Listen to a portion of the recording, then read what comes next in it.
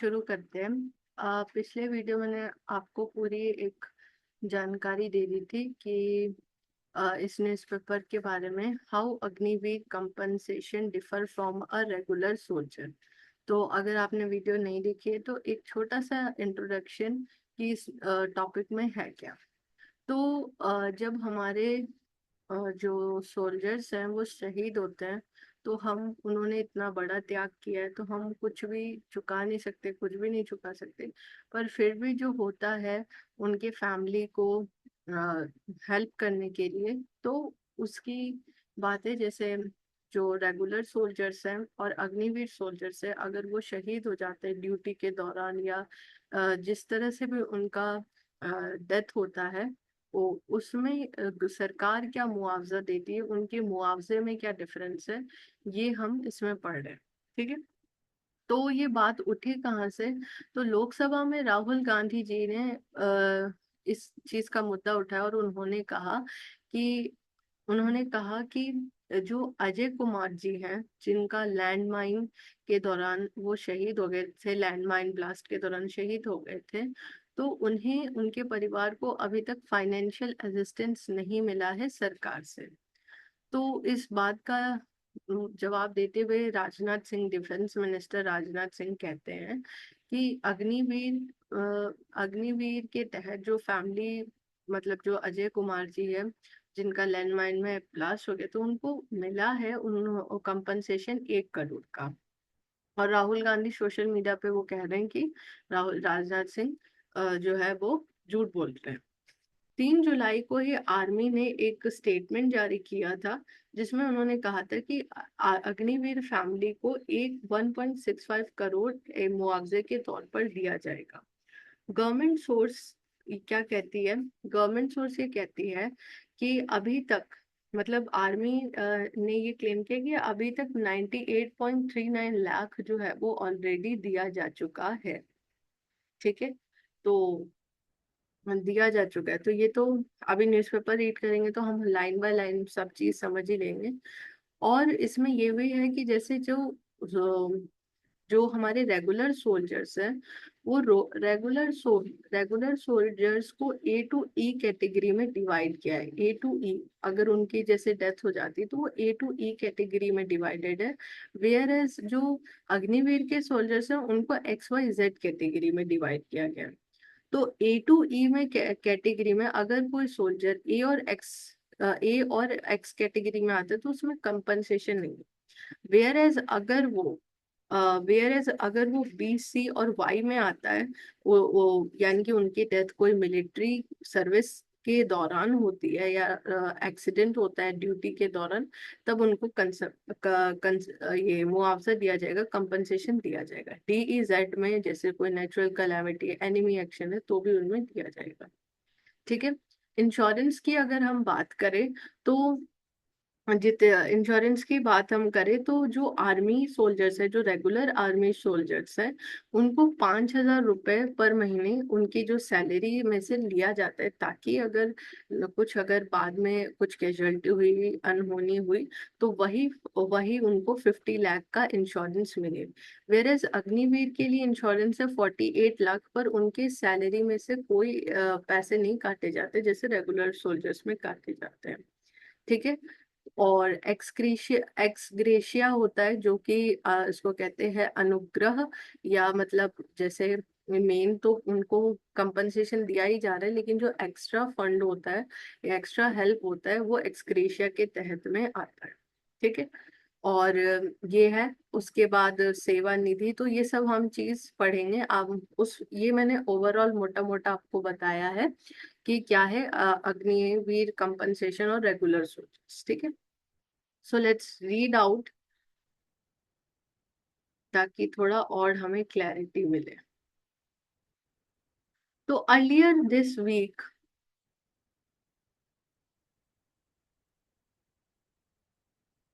Earlier यहाँ से हम यहाँ पे है हम earlier this week Leader of Parliament in Lok Sabha, Rahul Gandhi, alleged that the family of Agniveer Ajay Kumar, who was killed in a landmine blast in January, did not receive financial assistance from the government. After Defence Minister Rajnath Singh told Parliament that an Agniveer killed in the line of duty receive a compensation of rupees 1 crore, Rahul accused him of lying on a social media. On July 3, the army issued a statement saying the Agniveer family would get rupees 1.6 crore in compensation. Government source said this amount includes rupees 48 lakh rupees and rupees 50 lakh as insurance from the center from financial institution under an MOU respectively, and an additional sum of rupees 39,000 and rupees 44 lakh as ex gratia, rupees 8 lakh from Army Welfare Fund, and rupees 13 lakh as a balance of pay until completion of tenure, and rupees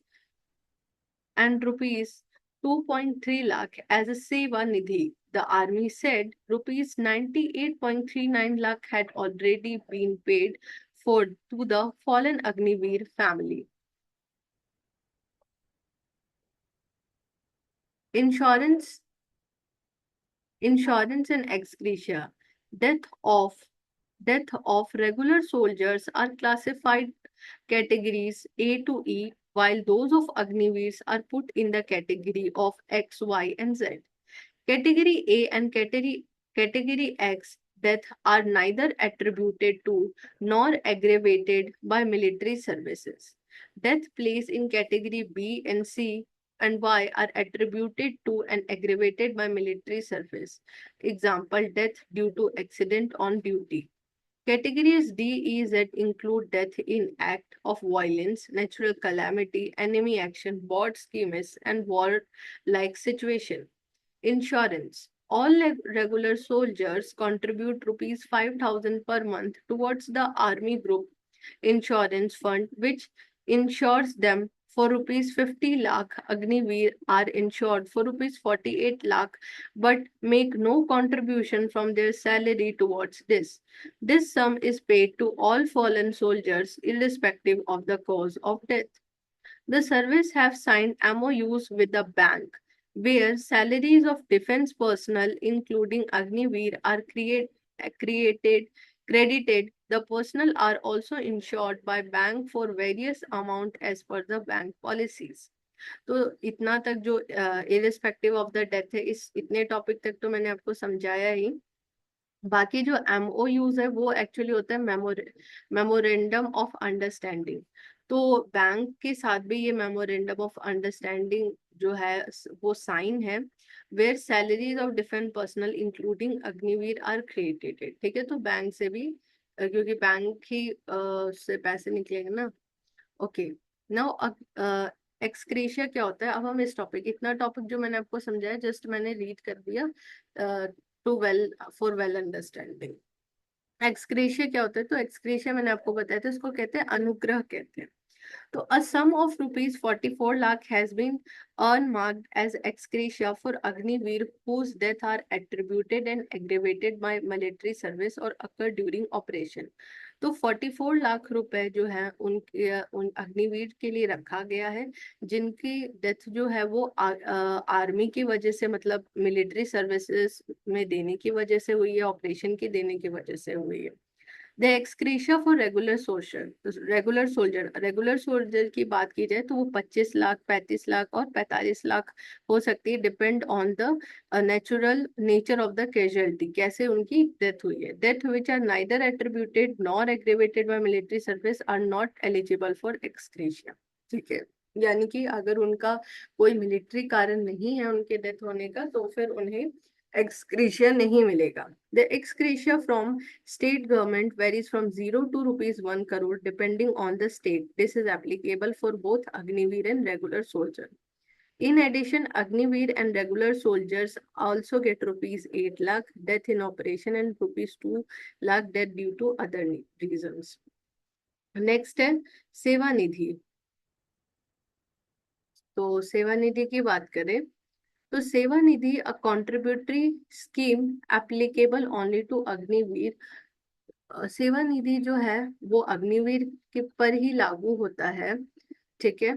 Those whose death are neither attributed to nor aggregated by military service get the amount accumulated till the date of death, along with the government contribution and interest। अब आपने देखा कि जैसे regular soldiers है हमारे, ठीक है, तो अगर रेगुलर सोल्जर्स का अगर उनकी डेथ जो है रीजन नहीं है मिलिट्री ऑपरेशन के कारण, तो उनको जो है वो सेवा निधि मतलब उनको नहीं मिलेगा एक्सक्रीशिया के, वो एलिजिबल नहीं है। लेकिन सेवा निधि में क्या है कि अगर अग्निवीर में मिलिट्री सर्विस का कोई कारण नहीं है, मिलिट्री या ऑपरेशन के वक्त वो अगर उनकी डेथ नहीं हुई है, तभी उनको ये सेवा निधि मिलेगा, ठीक है। तो उसमें कैसे मिलेगा कि उनकी जैसे जब उनकी ज्वाइनिंग हुई थी और जब उनका एंड डेट था, तब तक Agniveer who die while on duty है, मतलब जब वो ज्वाइन किए और जिस दिन उनकी डेथ हुई तब तक का उनको पे स्केल मिलेगा।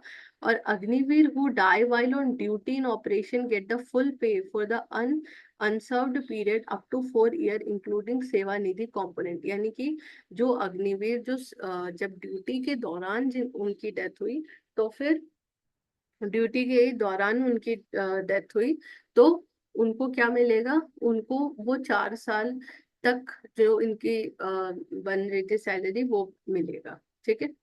Okay, now next last only for the regular soldiers. तो ये पॉइंट आप खुद ही रीड कर सकते हैं।